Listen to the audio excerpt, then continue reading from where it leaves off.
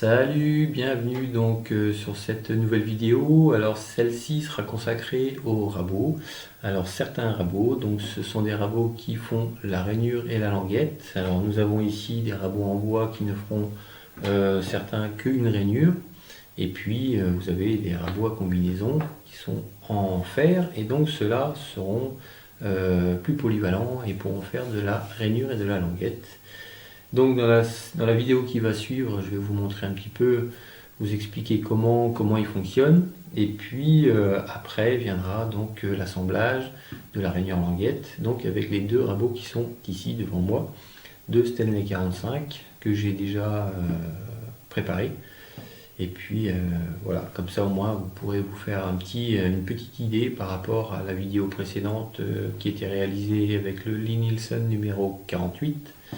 Et on pourra voir que ça peut faire le même job. Après, il y a quelques petits inconvénients sur ce genre de rabot, mais si on se débrouille bien, on arrive à faire quelque chose d'assez propre. Allez, on regarde ça tout de suite. Ok, maintenant on va passer donc sur l'assemblage avec les fameux Stanley numéro 45. Alors, ce que je vais faire, c'est que je vais commencer, je vais vous expliquer pourquoi.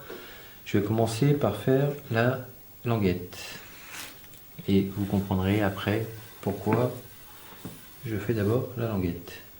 Alors même procédé.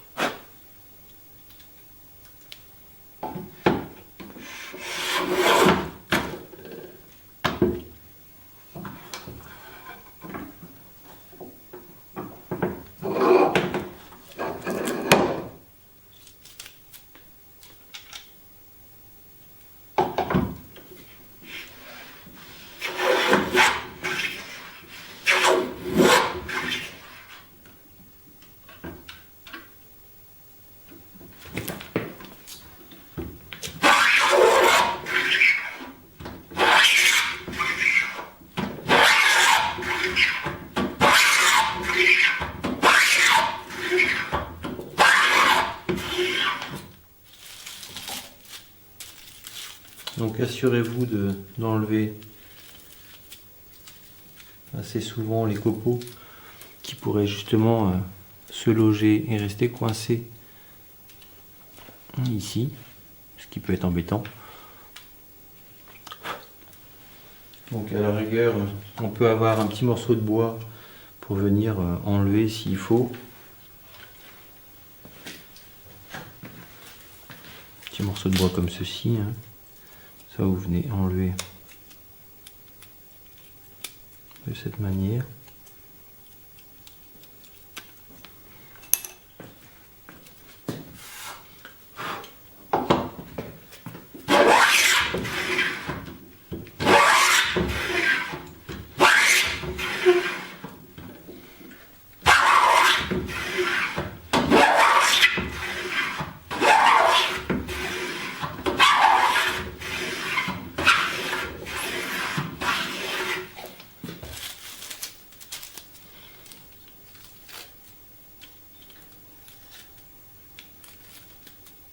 Alors ici au niveau du rabot, on n'a pas spécialement besoin en fait d'avoir ce genre de guide de profondeur.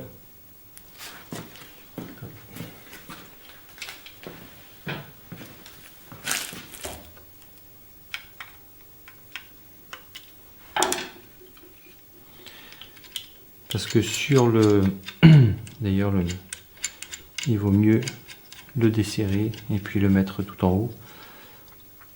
Ici,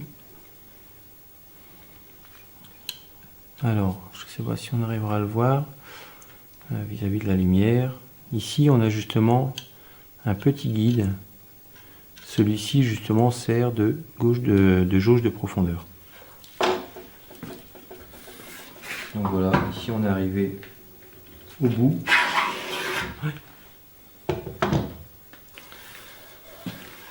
Donc là j'ai fabriqué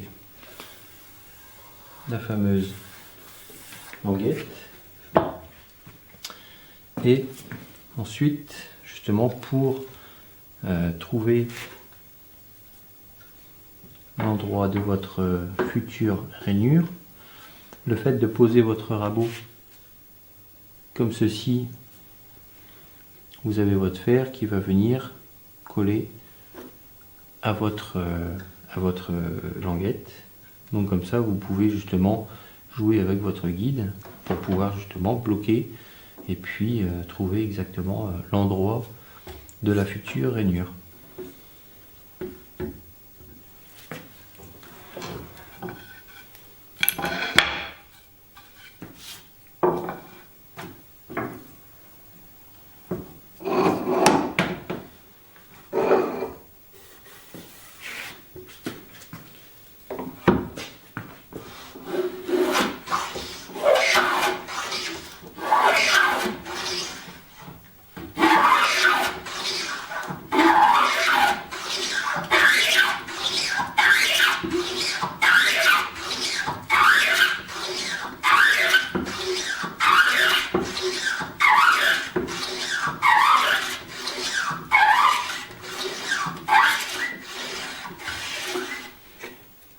Alors par contre ici,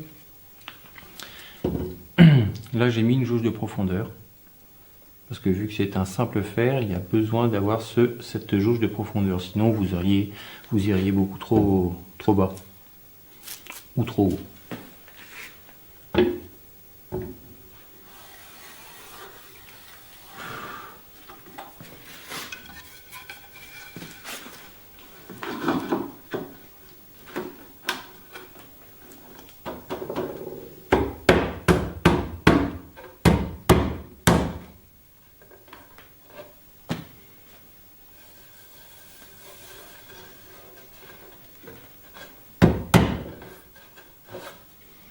Et voilà.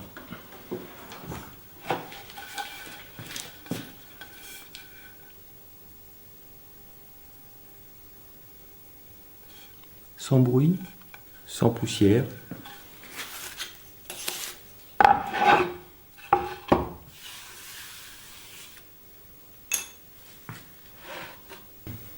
Alors, pour en revenir aux petits inconvénients qu'il pourrait y avoir avec les fameux Stanley numéro 45 ou les autres. Pour ce qui est de la rainure, pour moi il n'y a aucun problème parce que c'est la lame qui vient faire la fameuse rainure. Alors par contre, pour ce qui est de la